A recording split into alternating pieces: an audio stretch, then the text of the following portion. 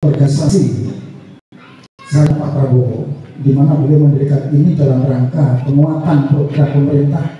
Jadi ini adalah mitra strategisnya pemerintah baik kabupaten mau sampai ke pusat berkaitan dengan swasembada pangan.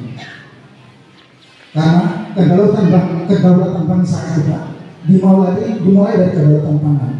Kedaulatan pangan dimulai dari ketahanan pangan, Pak. Ketahanan pangan itu diawali dari tangan-tangan petani yang merdeka, Pak. Makanya beliau punya inisiatif membentuk organisasi yang namanya Tani Merdeka. Karena beliau ketika sebelum menjadi presiden, beliau mengatakan kalau saya dikasih amanah untuk memimpin negara ini oleh masyarakat, maka pertama yang saya lakukan adalah memerdekakan petani. Karena menurut beliau selama ini petani tidak merdeka. Masih Bapak mengeluh di mana-mana, masalah pupuk lah, masalah harga beras lah, macam-macam. Ya. Terus apa tugas Tani Merdeka ini, Pak? Tani Merdeka ini adalah menjadi mata dan telinganya Presiden Prabowo di tingkat bawah, Pak. Apapun keluhan dari masyarakat, kita harus bersinergi bersama pemerintah daerah untuk memecahkan masalah. Apapun yang terjadi di permasalahan petani, kebun, peternak maupun nelayan, itu masalah kita bersama, Pak. Untuk itu, untuk menguatkan program ini, makanya hadirlah organisasi ini, Pak. Terus saat ini, Pak, apa sih capaian program-program swasembada yang telah dibicarakan oleh Bapak Presiden? Untuk saat ini, Pak, stok beras kita sudah aman, Pak. Cadangan beras pemerintah atau CDB ini 4 juta ton, Pak.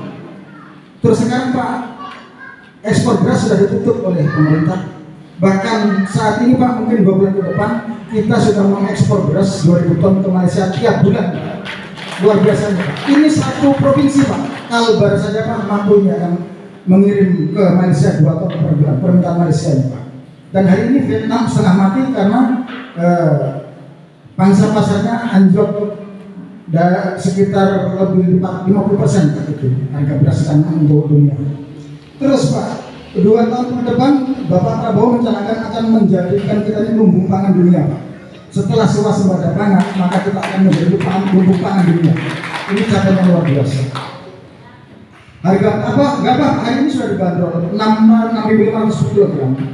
Perpres nomor 6 tahun 2025 tentang tata kelola pupuk bersubsidi, pendistribusiannya pupuk itu dari produsen langsung ke pelaku di lapangan, Pak, langsung ke petani. Tidak pakai lini-lini lagi. Kalau dulu, Pak, kalau kita mau cari pupuk khusus itu, Pak, ada lini 1, lini 2, pokoknya ada tetepannya sampai baru pengecer. Itu beberapa berapa tempat yang harus dilewati hingga sampai ke petani. Itu hari ini tidak, Pak. Dari produsen diharapkan langsung ke namanya koperasi desa dan koperasi desa Merah Putih, Pak. Insya Allah itu langsung dari produsen, Pak, langsung tiba ke koperasi yang langsung dikelola oleh masyarakat desa. Terus perlu kami sampaikan, Pak, kondisi pertanian Kabupaten Pasangkayu, Pak, saat ini masih didominasi oleh sawit. Untuk komoditas lain bukannya tidak, tapi memang sampai hari ini, Pak, masih sangat didominasi sawit. Bahkan hasil survei BI tahun 2024 kemarin ada 2 sektor penggerak ekonomi di Sulbar. Yang pertama investasi langsung dari pemerintah yang berupa APBN. Selanjutnya, Pak, sektor sawit.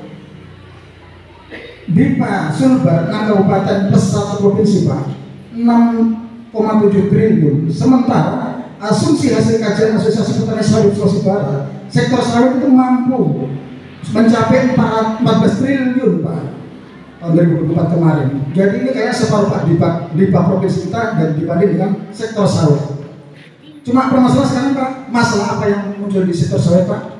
Hari ini mungkin kita semua merasakan. Saya yakin bapak-bapak di sini ada kaitannya dengan komoditi sawit. Hari ini kami di Mamuju memutuskan harga 3.200 sekian atau 3.200 sekian. Bapak-bapak terima di lapangan berapa, Pak?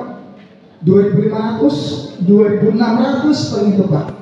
Itu masalah krusial, Pak, dan kami kebetulan sebelum dipercaya oleh pemerintah pusat memimpin Tani Merdeka Sulawesi Barat, kami sudah 5 tahun mengawal masalah harga di Asosiasi Petani Sawit, Asosiasi Apkasindo Perjuangan. Jadi ini menjadi permasalahan yang besar, Pak, sebenarnya, Pak, karena sektor ini sangat mendominasi di kabupaten kita, dan kabupaten kita ini adalah penghasil sawit terbesar di Sulawesi Barat. Terus tantangan Wamentan Pak. Jadi kemarin Pak pada tanggal 24 bulan 2 itu saya kebetulan karena ketua Asosiasi Petani Sawit Sulbar Bapak Sukidi Wijaya ke Tanah Suci, saya dikasih amanah untuk mewakili beliau menghadiri IPOC Internasional Palm Oil Konferensi di Nusa Dua Bali. Di sana kebetulan kami bertemu dengan Bapak Wamentan. Beliau menyampaikan apa Pak dalam orasinya? Beri saya masalahnya sawit, akan saya pastikan akan saya selesaikan. Itu menjadi saya betul-betul terpanggil Pak. Gimana caranya saya itu bisa menemui beliau? Karena kami sudah 5 tahun berjuang di Sulawesi Barat Pak, bersama teman-teman asosiasi lainnya Pak. Sampai hari ini belum tembus Pak. Masih semacam menabrak tembok Pak. Kayaknya oligarki ini berat sekali Pak. Tapi kemarin kami ditantang oleh Wamentan. Jadi insya Allah Pak, ini kayaknya ada semacam sarana dari pemerintah untuk bisa kami bertemu dengan Wamentan yang menyampaikan masalah ini. Kebetulan kami pada tanggal 17 bulan 7 kami akan rapat pimpinan di pusat. Insya Allah masalah pertama yang saya hadirkan di sini adalah masalah tata niaga sawit yang masih cemerlang di Sulawesi Barat. Terus ini Pak, kami perlu sampaikan masalah sawit ini masalah provinsi Pak. Jadi Bapak jangan ributi Bapak Bupati, jangan Bapak ributi Bapak Kadis. Ini kewenangannya dari provinsi Pak. Jadi sekali-kali kita demo di sini. Tidak ada gunanya Pak. Kalau Bapak mau demo masalah sawit harus di provinsi. Ini perlu kami kasih pemahaman kepada Bapak. Ini sudah 5 tahun kami kan Pak. 5 tahun kita berbuat sampai hari ini masih belum tembus. Tapi insya Allah Pak, kemarin kami sudah menghadap Bapak Gubernur. Kita juga sudah RDP dengan Komisi 2 DPRD Provinsi Sulbar berkaitan dengan tata niaga sawit.